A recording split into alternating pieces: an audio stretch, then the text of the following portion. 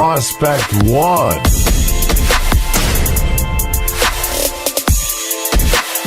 The Chicago White Sox.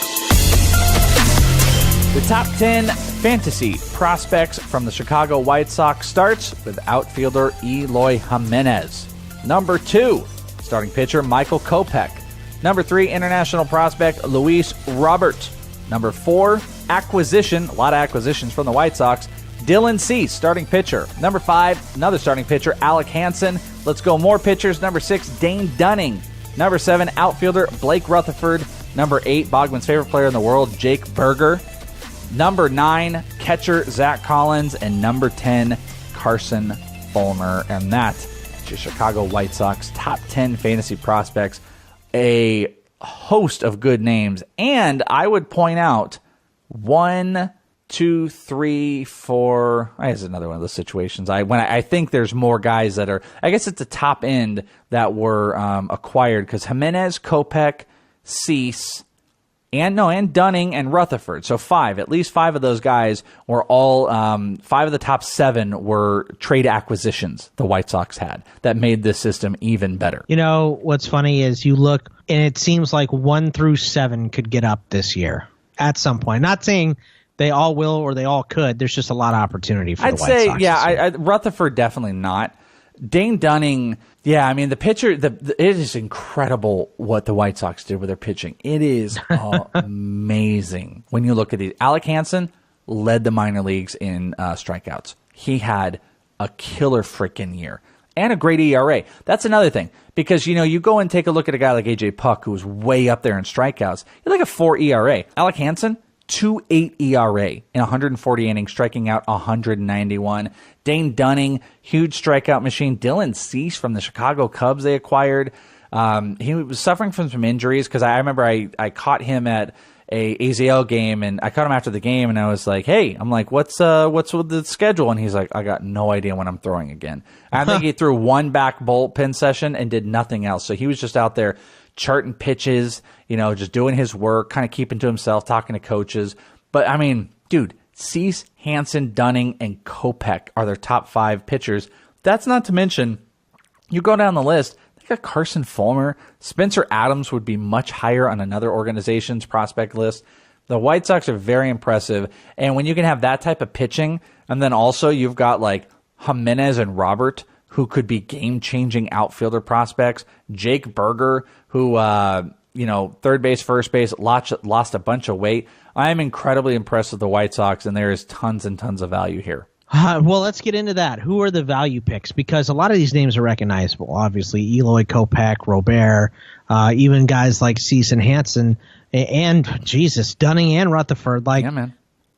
Zach Collins is a high catcher. So a lot of even when you go down the list, dude. I mean, you're also going to see other Casey Gillespie, who I have, under the top 10. He was a Rays prospect. They acquired Diego Vieira, the closer, potential closer. Zach Birdie, they've got freaking DJ Peterson, the old, one-time Seattle Mariner potential prospect. There are a ton of guys, and like you said, recognizable names. So who's a value here on this team? There's a couple ways to look at it. Dane Dunning is the start of one of those because I think you can't say like Jimenez, Kopech, Robert are values. Dylan Cease, really those top 3 pitchers could all kind of sit in there, but Dane Dunning particularly because Cease has the most name recognition. Hansen has the most statistical, following behind him where people are going to be on him. But Dane Dunning, people are just not in on enough. He's another one of those Florida pitchers, just like Fado from Detroit. Had a 2.94 ERA, striking out 168 over 144 innings last year. Fantastic 2017, coming off of just as good of a 2016.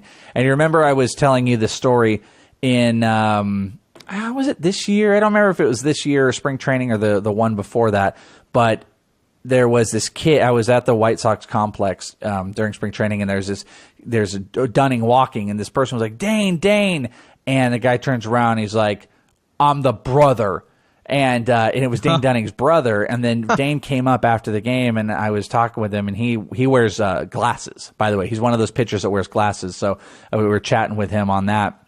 And I told him the story, and he was just dying laughing that people were mistaking his brother for him. Brother. Yeah, because, Dane Dunning is the more popular one. He's just a good dude. He's a smart baseball player, and his results are there. So if you're looking for a Way better than his brother. Dude, yeah, hell yeah. If you're looking for a cheaper starting pitcher, that's a guy. The other value, I would say, and this not a lot of people will necessarily agree with, I think Blake Rutherford. This is one of those guys that I was not right on last year. I mean, we thought he was coming out of 2016 with the Yankees, hitting .351 with a couple homers and 114 at bats. So we come into 2017. I mean, this is a guy. This is the guy. Really poor start. Gets traded to the White Sox. Finishes the year .260, 2 homers, 10 stolen bases. He showed some signs of recovery in the instructs. Caught him hitting a homer over at Camelback Ranch. His swing is still a little bit off. It's still a little bit wonky, but he is a really talented player. And I think just people are really out on him. So I wouldn't be shocked. I've got him higher, but I wouldn't be shocked if he's like post 150 for a lot of people. So I think Blake Rutherford has the potential to be a really good sleeper.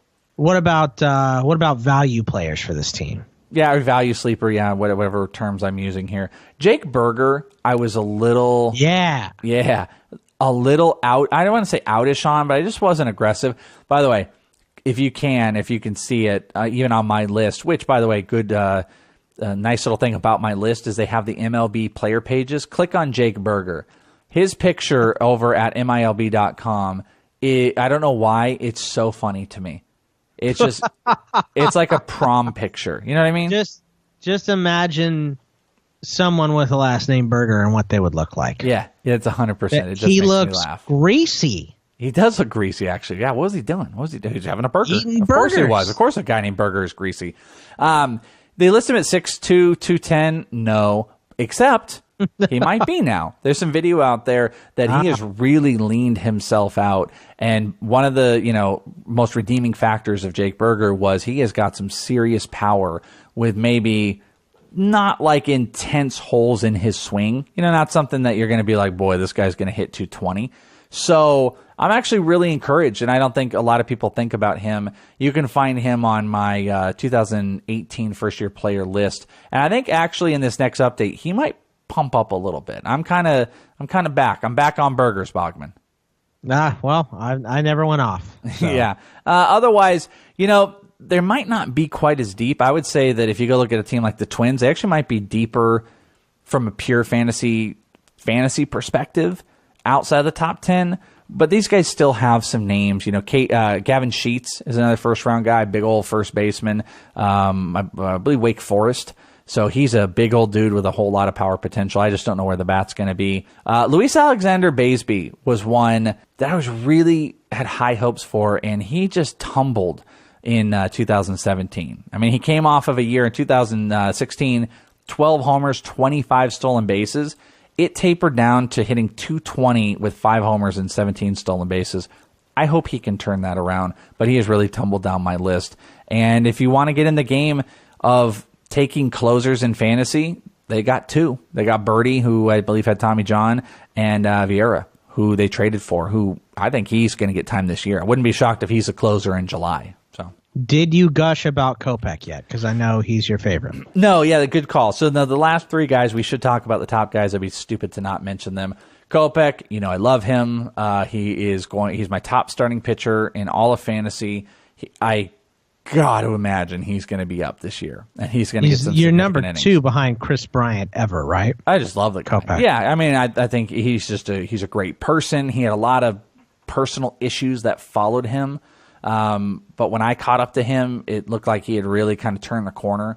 Another fun fact: I've mentioned this before, but he is dating. His girlfriend is the tardy for the party chick who is married to Croy Bierman. Croy Bierman. Okay, yeah. What is, let me see, tardy for the party. I cannot remember her name right now. Kim Zolciak, who was like a housewife. She was one of like the Real Housewives. She's married to Croy Bierman, who was an Atlanta Falcon. Her daughter, Michael Kopech, is dating. And they have. Oh, okay. So Kim has a reality show on E, and Michael Kopech shows up on that because he is dating Brielle or whatever her name is. If you care about all that stuff, but you wouldn't. Not even a little. But Kopech has got elite fastball. You know, he can touch that thing at like 103. He's got some good off-speed offerings. He's worked on his command, but the guy just throws so freaking hard. He's going to be special. Luis Robert is another one of those guys. It's tough to... This is a speculation one. It's tough to go in here and be like, oh, he's going to be this and that. A lot of Yoan Moncada comps. Almost every category of the rating system of, 65, 50s, all that, were similar between Robert and Yoan Moncada. So he's inside my top 30, and then Eloy Jimenez is just... Dude's a special bat. He's going to, if he doesn't hit 35 homers in the majors, I'd actually be surprised. He hit 312 last year in the minors. He's got a knack for keeping the average up. The last 2 years he's hit for over 300. I will not be shocked when he's 30-plus homers. Not much in the stolen base department, but he is going to be a middle-of-the-order RBI runs homer machine, and he is a top 10 prospect for sure. And that, my friends, is your Chicago White Sox.